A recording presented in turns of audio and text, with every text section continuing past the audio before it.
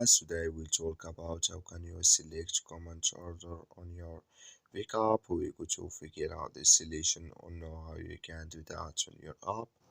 All you have to do, you just go above your photo, click on it here. So then it's going to take you to your profile here. Then all you have to do, just go above this sign, click on it. So then it's going to show for you a list like this. Then you click here on settings.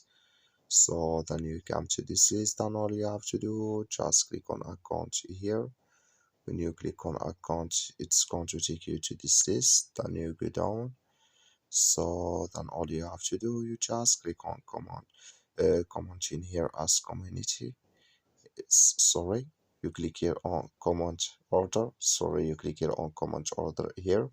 Then here can you select comment order if you want to add most interesting or oldest or newest. Here can you select. That's all you have to do. Thank you for watching. Don't forget to support us by liking, subscribe.